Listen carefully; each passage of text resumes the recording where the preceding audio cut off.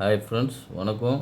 இன்றைக்கி actually brothers travelling ஸ்டோரியில் எந்த பகுதியை பற்றி பார்க்க போகிறோன்னா, தஞ்சாவூர்லேருந்து ஒரு 65 கிலோமீட்டர் தொலைவில், பட்டுக்கோட்டையிலேருந்து ஒரு 15 கிலோமீட்டர் தொலைவில் இருக்கிற மனோரா அப்படின்னு சொல்லிட்டு 2ஆம் சரபோஜி மன்னரால் கட்டப்பட்ட ஒரு நினைவு கோபுரத்தையும் அதனை சுற்றி உள்ள சில பொழுதுபோக்கு சுற்றுலா தலங்களையும் பற்றி தான் நம்ம பார்க்க போகிறோம்.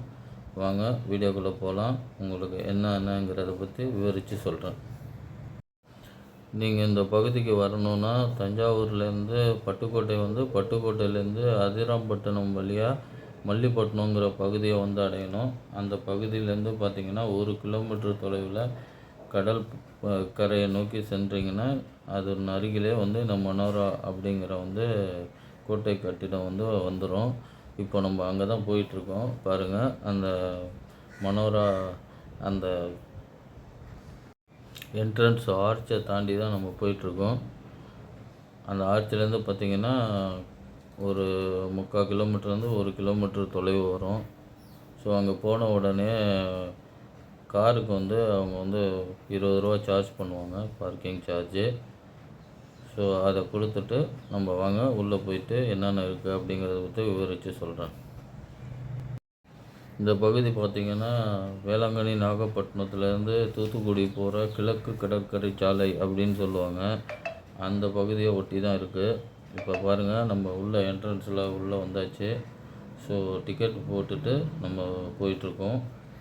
இதுலேருந்து நேராக போனீங்கன்னா ரைட் சைடு உங்களுக்கு லைட் ஹவுஸ் இப்போ புதுசாக கட்டியிருக்காங்க. அந்த லைட் ஹவுஸ் இருக்கும்.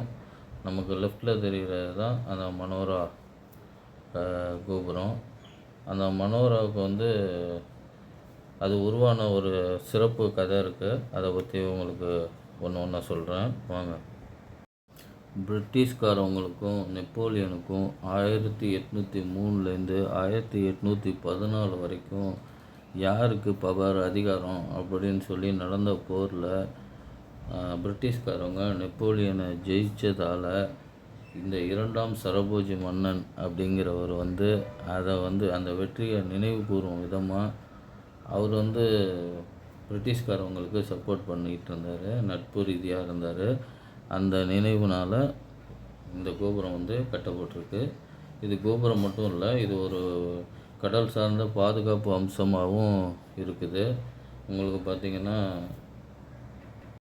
போர் சூழல் காலத்தில் பார்த்திங்கன்னா மன்னர் சம்மந்தப்பட்ட முக்கியமானவங்களை இந்த மாதிரியான பகுதிகளில் தங்க வச்சுருவாங்க, வச்சு பாதுகாப்பு கொடுப்பாங்க. அது மட்டும் இல்லை, பல முக்கியமான விலை உயர்ந்த பொருட்களோ அந்த மாதிரி பகுதிகளுக்கு அங்கங்கே இந்த மாதிரி கோட்டைகள் எழுப்பி அதை பாதுகாக்கும் அம்சமாக வச்சுருப்பாங்க. அதுக்காகவும் இது கட்டப்பட்டிருக்குது. இந்த பாருங்கள், இந்த போர்டை தான் நம்ம பார்த்துக்கிட்டு இருக்கோம். இப்போ பார்த்துட்டு உள்ளே என்ட்ரன்ஸ் போகிறோம், வாங்க. உள்ளே போகும்போதே பார்த்திங்கன்னா ஒரு கோட்டை மாதிரி அமைப்புக்கு வெளியில் ஒரு மதில் சுவர் மாதிரி கொடுத்துருப்பாங்க. அந்த மதில் சுவருக்கு இடையில் ஒரு டோர் மாதிரி ஒன்று கொடுத்துருப்பாங்க.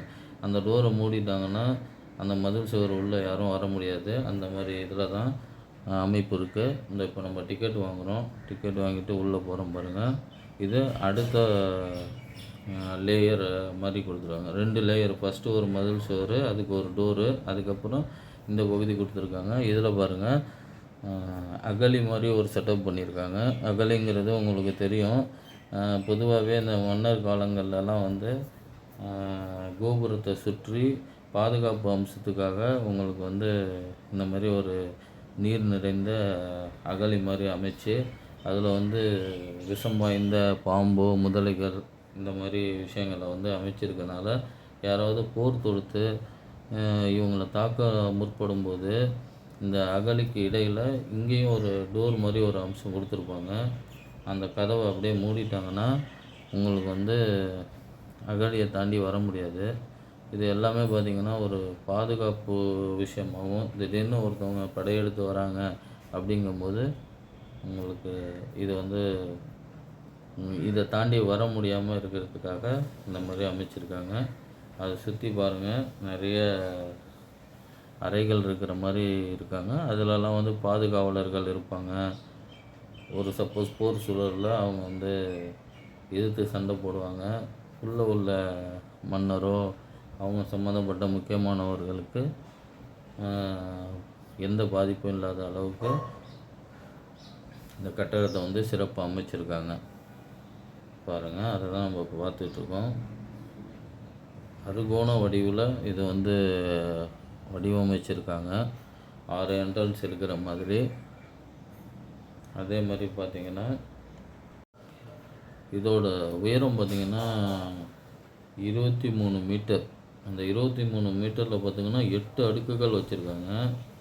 அந்த 8 அடுக்குகளையும் பார்த்திங்கன்னா ஒரு பகுதியாக பிரிச்சிருப்பாங்க. முக்கியமான விஷயங்கள் ஏதாவது இவங்களுக்கு இந்தந்த பகுதி அப்படிங்கிற மாதிரி. இது பிற்காலத்தில் வந்து அந்த காலத்தில் வந்து உங்களுக்கு வந்து கலங்கரை விளக்கமாகவும் உங்களுக்கு கடற்கரையிலேருந்து வரவங்க இந்த கோபுரத்தை பார்த்துட்டு இந்த பகுதி இங்கே இருக்குது மனோராங்கிற பகுதின்னு அதுக்காகவும் யூஸ் பண்ணியிருக்காங்க. இப்போ நம்ம பார்த்துக்கிட்டு இருக்கிறது தான் அந்த 2வது நுழைவாயில். அந்த 2வது நுழைவாயிலில் பாருங்கள், கீழே அதுக்கு ஒரு கதவு மாதிரி கொடுத்துருக்காங்க பாருங்கள். அந்த கதவுக்கு கம்பி மாதிரி கொடுத்து இப்போ மோட்டரில் செட் பண்ணியிருக்காங்க. ஒரு வேளை அந்த காலத்தில் வந்து உங்களுக்கு வந்து அதை இழுக்கிற மாதிரி கம்பி மாதிரி ரோப்பில் இருக்குது. அந்த கதவை மூடிட்டாங்கன்னா மொத்தமாகவே டோட்டலாக இதுக்குள்ளாரையே யாரும் வராத அளவுக்கு ஒரு பெரிய கோட்டை கதவு. அந்த அகழி கதவுக்கு தாண்டி இந்த கோட்டை டோர்லாம் பாருங்கள், எவ்வளோ பழங்காலத்து டோர் மாதிரி இருக்குது. எனக்கு தெரிஞ்சு இந்த காலகட்டத்தில் தான் உங்களுக்கு வந்து கட்டிடம் வந்து இந்த மெத்தை போட்டு கட்டுவாங்கள்ல, இப்போ நம்மளாம் கட்டிக்கிட்டு இருக்கோம்ல, அந்த மாதிரி இது கட்டியிருப்பாங்கன்னு நினைக்கிறேன். ஸோ அதனால் வந்து இப்போ வந்து நல்லா உயரமாக பீமெல்லாம் போட்டு கட்டுறாங்க. அந்த காலத்தில் குட்டி குட்டியாக கட்டி தூண் அமைச்சு இதுக்குள்ளேயும் பாருங்கள் ஏகப்பட்ட அறைகள் கொடுத்துருக்காங்க சுற்று வட்டாரத்து பகுதி. ஸோ 3 லேயராக இதை வந்து அமைச்சு அதுக்கப்புறம் தான் உங்களுக்கு வந்து மேலேயே ஏறுற மாதிரி ஒரு அமைப்பு கொடுத்துருக்காங்க. இதுதான் கோட்டை.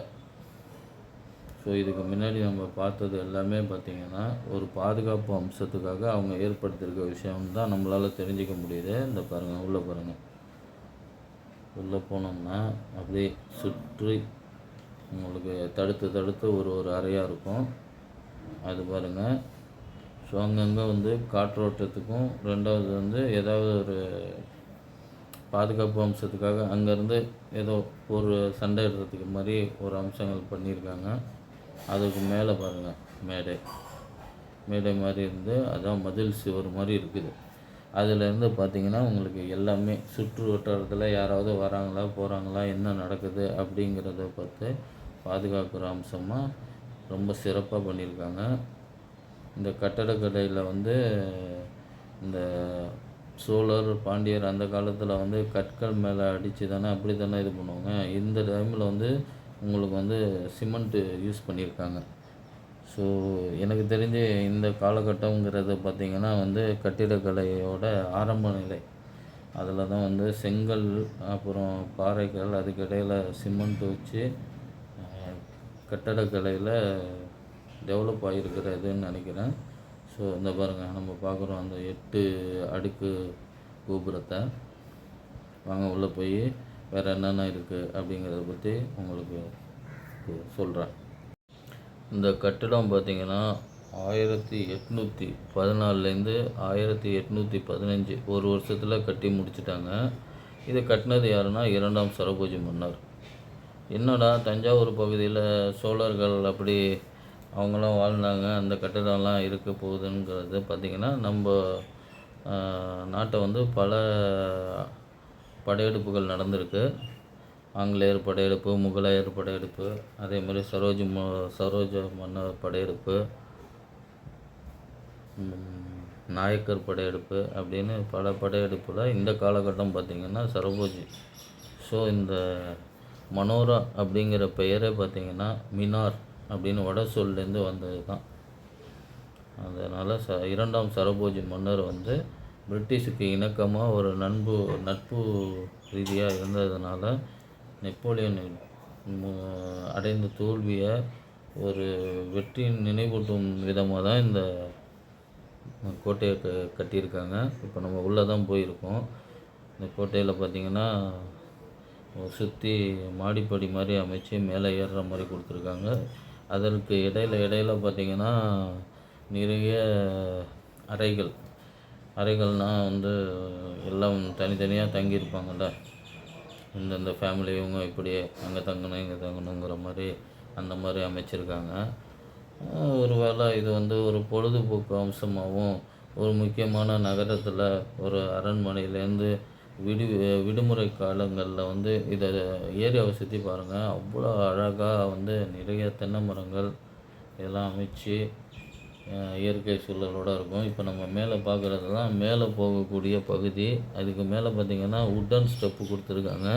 ஆனால் இப்போ வந்து அதை வந்து அடைச்சி வச்சுருக்காங்க. அதுக்கு மேலே போகாத அளவுக்கு பாதுகாப்பு அம்சமுக்காக. ஏன்னா மேலே சிறுவர்கள் எல்லாம் சுற்றி பார்க்க போகும்போது கீழே விழுந்துருவானுங்கன்னு. இப்போது நம்ம பார்க்குறது தான் அந்த பகுதியிலேருந்து 3வது இதுலேருந்து வெளியில் தெரிகிற பகுதியை பார்க்குறோம்.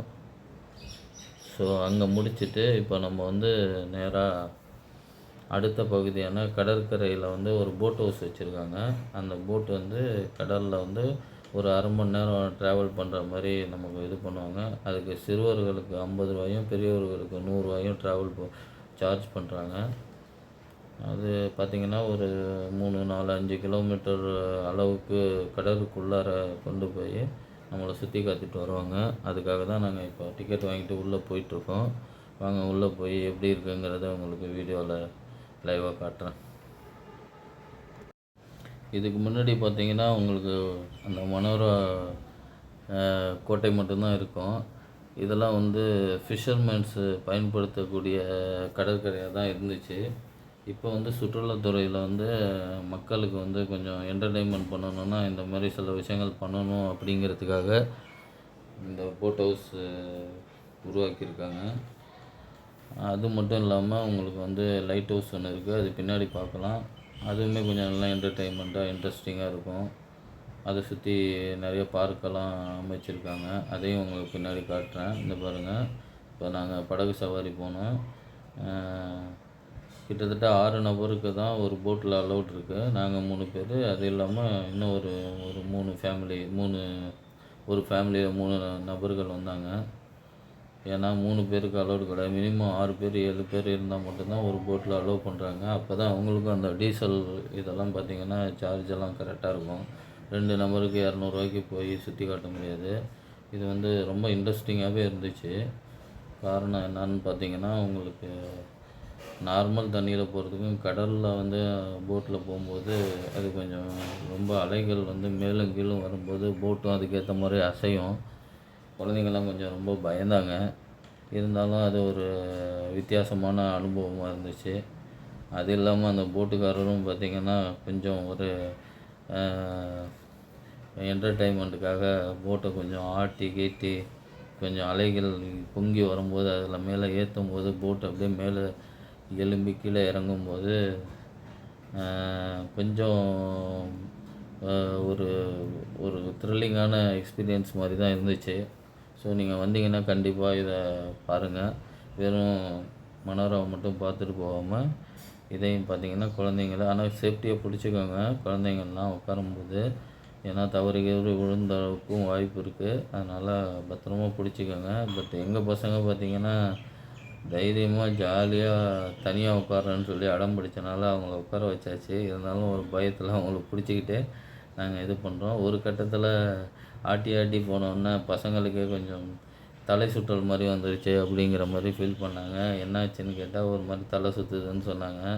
மனைவி இன்னொரு பையனுக்கும் அந்த மாதிரி தான் இருந்துச்சு. இருந்தாலும் அவங்க கொஞ்சம் நல்லா என்ஜாய் தான் பண்ணாங்க. ஸோ இது ஒரு நல்ல ஒரு த்ரில்லிங்கான அனுபவமாக இருந்துச்சு. ஸோ இதை முடிச்சுட்டு அடுத்து நாங்கள் வந்த பகுதி தான் பார்த்திங்கன்னா லைட் ஹவுஸு. வாங்க இதை முடித்தோடனே அந்த பகுதியை பற்றி காமிக்கலாம். இந்த பகுதி பார்த்திங்கன்னா உங்களுக்கு அந்த மனோரா பக்கத்துலேயே ஒரு சின்ன பூங்கா வச்சுருந்தாங்க. அந்த பூங்காவில் பெருசாக ஒன்றும் இல்லை. ஆனால் வந்து குழந்தைங்களுக்கு விளையாடுற மாதிரி கொஞ்சம் கொஞ்சம் இருந்துச்சு. அதுக்கு 5 ரூபாயோ என்னவோ சார்ஜ் பண்ணாங்க. இது அப்படியே அந்த மனோரா கோட்டைக்கு பின்னாடி இருந்துச்சு. ஸோ ஸோ பசங்க வந்து ஊஞ்சல் ஆடணும், சர்க்கஸ்லாம் பார்க்கணும், எல்லாத்தையுமே கொஞ்சம் எக்ஸ்ப்ளோர் பண்ணணும் அப்படின்னு ஆசைப்பட்டதுனால அவங்களுக்காக எல்லா இடத்துக்கும் கொண்டுட்டு வந்தோம். ஸோ இதை முடிச்சுட்டு அடுத்து நாங்கள் போகிற பகுதி தான் பார்த்திங்கன்னா கலங்கரை விளக்கம். இந்த பார்க்குறோம் பாருங்கள். வாங்க அந்த பகுதியை பற்றி உங்களுக்கு டீட்டெயில்ஸ் சொல்கிறேன். இதெல்லாம் வந்து ரீசெண்டாக உருவாக்கியிருக்க பகுதி.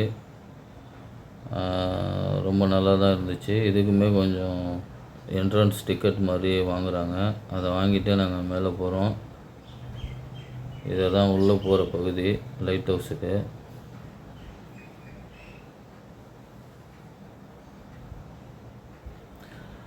ஆனால் இது வந்து கொஞ்சம் ரொம்ப கடினமாக தான் இருந்துச்சு. 300 படி கொண்ட லைட் ஹவுஸு.